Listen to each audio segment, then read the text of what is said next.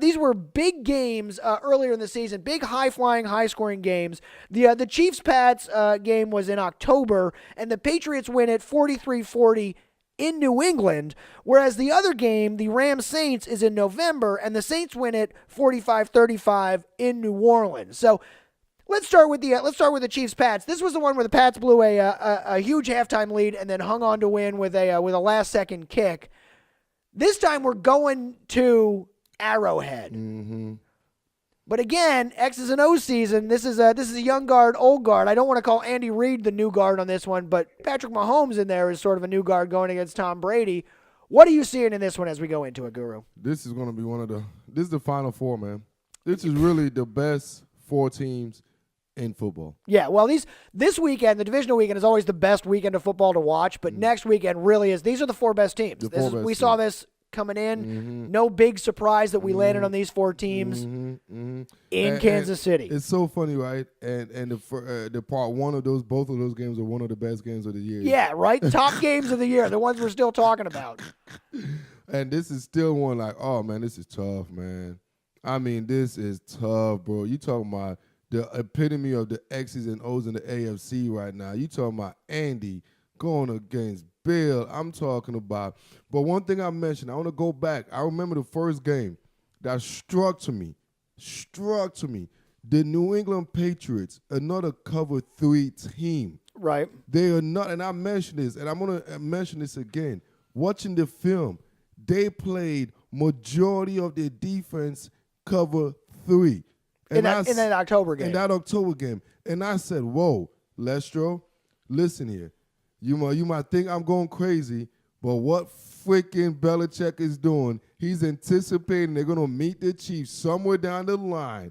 He's collecting data. So meaning, in a cover 3 scheme, is that one way you could actually collect and see, you know what I'm saying, of what the plays, what the other person's card really is, in the sense of a poker game. So Andy Reid showed him some cards, and the only thing Belichick did was just showed him defensively wise, just a very easy, mediocre cover 3 simple look. So you don't expect Belichick to come out with an easy cover 3 here in the championship game, Guru?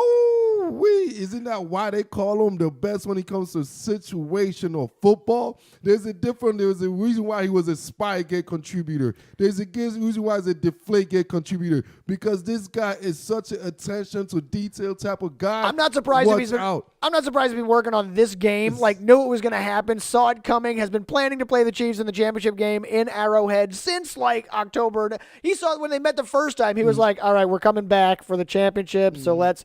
I wouldn't be, Belichick's got that sort of 4D chess thing about him. Absolutely. What do you see happening here, though, as we get into this game? Is this Patrick Mahomes versus Belichick's defense? Is this Tom Brady versus Andy Reid's defense? No, there's no defense. No, it's all offense. This is all offense. The only thing about defense is who's going to make the play.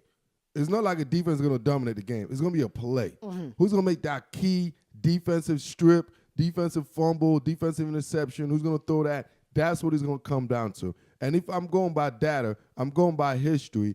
And it's hate to say, but I got to go with conservative. I got to go with the status quo. I know it's boring. I know it's not eccentric. I know it's tired. I know the wife wants the new guy. I know he wants the new sex when you're younger. But no, you're always going to be there. You're steady Eddie. I'm always going to be there on time when you need me. You might not appreciate it, but that's what it is. And Tom, TB12, the Bostonian, just because, and I feel this from Andy Reid, but Mahomes is going to make that one play, that one throw.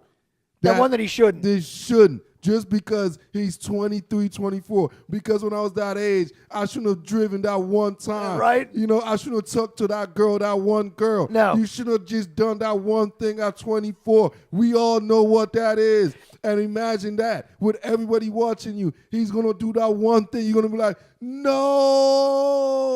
But you know what? You're going to learn from it. Because when you're 27, you're going to be like, I've seen that before. Right, I get it next time. So with that said, the old man will proceed, and Daddy's going to win, and the young boy, he's going to take over the league. Not just yet, my Don. Not just yet, Pat. So this is a torch that will be passed, but not this weekend, is what you're telling me. This is the Pats game again, even in Arrowhead. In Arrowhead, it's gonna be once again come down to one play, and I foresee Patrick Mahomes forcing a play that he shouldn't force. You know, it could be a turnover. It could be incomplete. It's going to be something, and we're going to talk more about it, but it's going to come down to one. Just remember this, one single play, and it's going to be Patrick Mahomes that's going to decide this game. And see, I'm going to go the other way on this one. I'm going to say it comes down to one single play, and the Pats don't have the hands to make it, is what I'm going to say on this one, because their personnel has been good, not great this season, and it seems to me that you'll have Tom Brady just miss like something that if they had who's the guy that had to leave this year? Josh Gordon. If they had Josh Gordon, they make this catch. Not going to make this catch because they don't have Josh Gordon. I think it's going to come down to that, and the Chiefs are going to sneak by. But as always, I don't know if I would bet against Belichick, and I don't know that I would bet on Andy Reid not finding a way to blow this game in the end of it anyway. You know, like you know me, I don't trust Andy Reid. I gotta go with the Pats on this one in general, but I would not be surprised if it came down to them not having the guy. It could go either way. I'm surprised. This was a coin flip I'm as far as I'm surprised he didn't concerned. say it's gonna come to Andy Reid guys making a flag. It's Andy Reid not throwing a challenge flag at the wrong time. It's Andy Reid not having a Penalty, they're the timeout. most penalized team, Chiefs and all that. They are the most penalized team. That's the thing. Going to be a problem, and especially against New England and Belichick. Exactly, and that's why I said it's going to be an issue because when it comes down to your Patriots are going to beat themselves.